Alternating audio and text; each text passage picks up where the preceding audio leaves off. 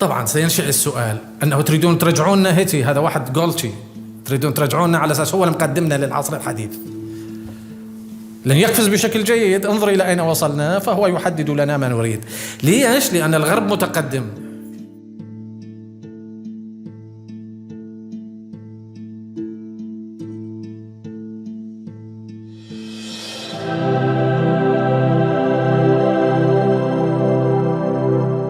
أعود إلى آية يعرفها كل مسلم: فلا وربك لا يؤمنون حتى يحكموك فيما شجر بينهم ثم لا يجدوا في أنفسهم حرجا مما قضيت ويسلموا تسليما. يعني مو بس الإذعان وتقول حكم القانون، مو أنا مذعن، لا لا لا لا، بدخلك شنو الشعور؟ شنو الشعور؟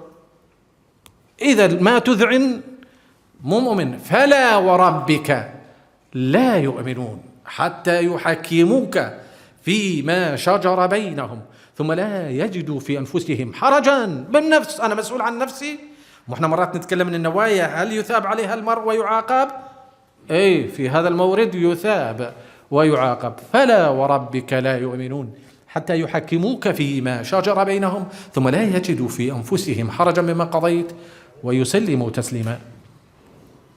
والله يقول: ومن لم يحكم بما أنزل الله فأولئك هم الكافرون. ومن لم يحكم بما أنزل الله فأولئك هم الظالمون. ومن لم يحكم بما أنزل الله فأولئك هم الفاسقون. طبعا سينشأ السؤال أنه تريدون ترجعوننا هيتي، هذا واحد جولتشي، تريدون ترجعوننا على أساس هو المقدمنا للعصر الحديث. لن يقفز بشكل جيد. انظر إلى أين وصلنا، فهو يحدد لنا ما نريد. ليش؟ لأن الغرب متقدم وما مر بأزمات. يجي يقولوا لهم، هو خطية ما يدري أن ضحايا الحرب العالمية الأولى والثانية أكثر من كل ضحايا البلاد الإسلام على مر 500 سنة. ما يدري أن أنا ليش ركزت حربين؟ لأن ما أريد بس موت. إذا بس موت ممكن أدخل الإنفلونزا الإسبانية. لا لا لا، أنا أقول النظام السياسي اللي أوصل لهذا، النظام السياسي الأوروبي. لا راح تقول لي أمريكا القديمة اللي من أبادة الهنود الحمر هاي كانت قديمة؟ لا، ما قديمة. أمريكا التي أبادت الهنود الحمر هي أمريكا الدستوري الأمريكي الحالي. ألمانيا، ونتكلم عن هتلر، وهتلر ذاك اليوم لقيت واحد ألماني شيعي وقلت هسه أنا ليش تمشي وتتعارك؟ لقيت ألماني قلت له هو مو بس هتلر، لأنه أنا هم أريد شبيبتنا تعرف هو بس هتلر اللي أمسك الناس وأباتها على أساس عرقي. لعد فيلهلم اللي العرب يسمونه شو يسمونه؟ غلوم باشا، غليوم باشا. فيلهلم أباد 75% من الشعب الناميبي. هذه هي الرؤية اللي يسمونها الأبيض، على قولة فتاة صغيرة تقول إحنا مو بيض، مش مشيين، حتى اللون بايقي. فلما هذا شاب مشرقي ما يدري بهذه الحوادث ويخطط ويفكر على أساس منقطع عن الحقيقة الأوروبية الإجرامية، كل ذلك تحت تأثير الصناعة. أنه ما بدام صنع الثلاجة فهو أفهم. ما هو صنع الثلاجة؟ الأوروبي والأمريكي قتل وأباد اللي صنع الثلاجة، الألماني والياباني، وأنزل عليه قنابل نووية. انحسار الثقافة هو اللي قدم عدم الإجابة على هذه الأسئلة العميقة في الصراع الفكري العالمي. كيف؟ وهذا قايل النبي قبل 1400 سنة وكذا: كيف بكم إذا تداعت عليكم الأمم تداعي الأكلة على قصعتها؟ قالوا: أو من قلة نحن يومئذ يا رسول الله؟ قال: بل من كثرة، ولكن غثاء كغثاء السيل.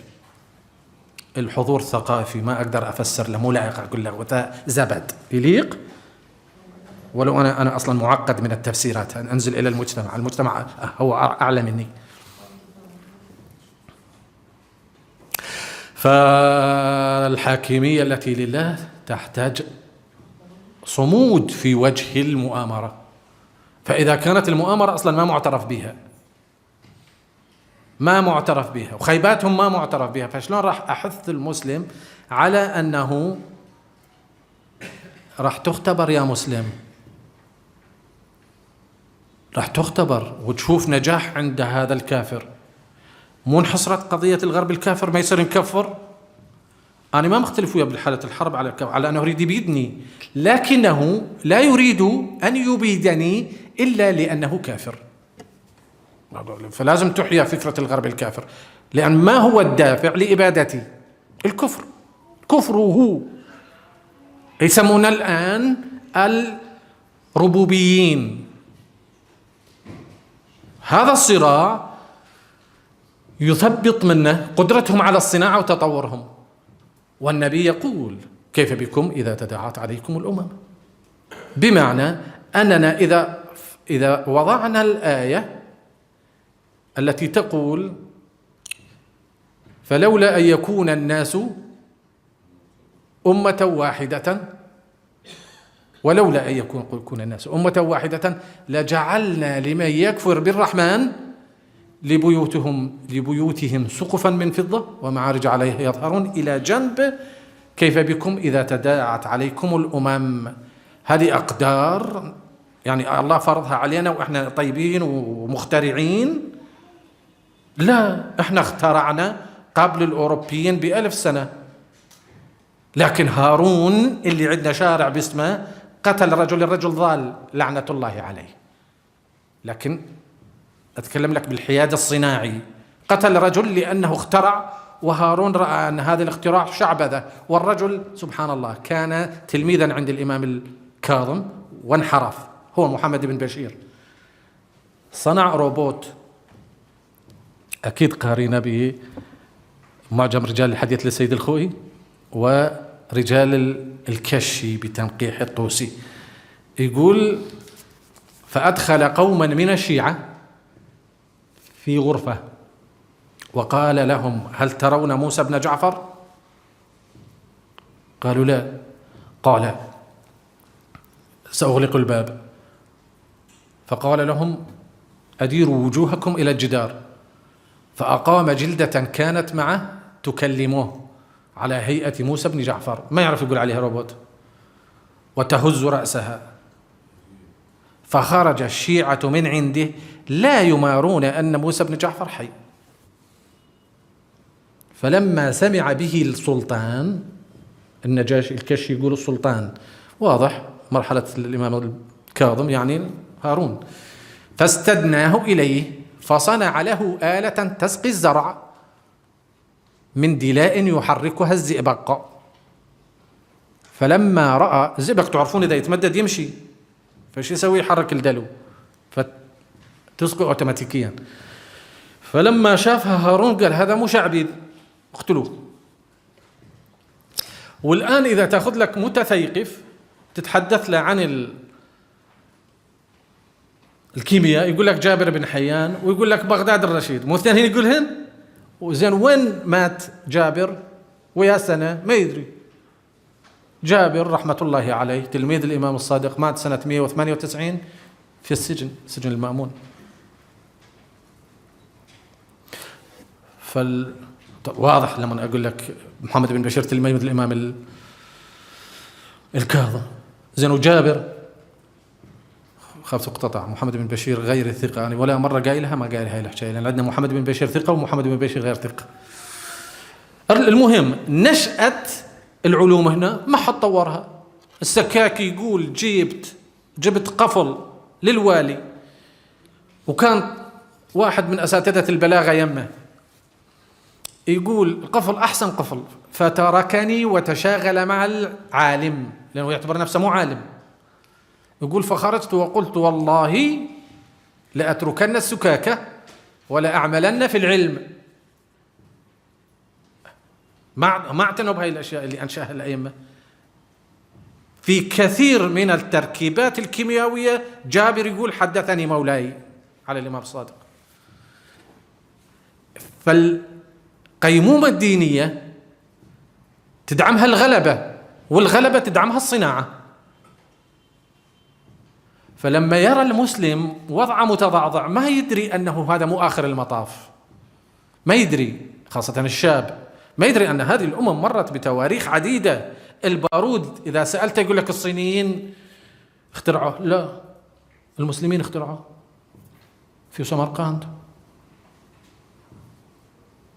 طبعا إذا تقول لي على أي مذهب، أقول لك إذا كان هناك مذهب ابن تيمية يحكي على جابر، يقول ولا ريب أن ما جاء به بدعة، لأن الكيمياء لم تكن من العلوم التي جاءت على أيدي الصحابة والأنبياء. فبعد لا تسألني منين أخو، أنا متأكد يعني ابن الهيثم شيعي، متأكد جابر شيعي، بس إذا مو شيعي وما أنت متأكدين منه، إذا تضم فتوى ابن تيمية شو يكون هو؟ حتى ابن الهيثم البصري، اجت الناس قالوا له اكو جني بهاي الغرفة، قالوا وين؟ اجى للغرفة لقى بيها الثقب ومغلقة من كل النواحي، فاللي يفوت شو يصير؟ تنقلب صورته بداخل الغرفة على هيئة شبح. قال لهم هذه قمرة التي هي الكاميرا. فالمسلم لما يشوف هاي الأشياء يهتز، بينما إذا تجي تقول له ما العلاقة بين قول نوح سلام الله عليه ربي لا تذر على الأرض من الكافرين ديارا إنك إن تذرهم يضلوا عبادك ولا يلدوا إلا فاجرا كفارا. هذه إبادة تامة. زين أكو ملايين الناس هي مؤمنة بس بدون التزام، هاي نخاف عليها لو لا؟ نخاف، لأن آية أخرى تقول لك حتى هذولا مشمولين بالإبادة. شلون؟ يوم يأتي بعض آيات ربك لا ينفع نفسا إيمانها لم تكن آمنت من قبل أو كسبت في إيمانها خيرا.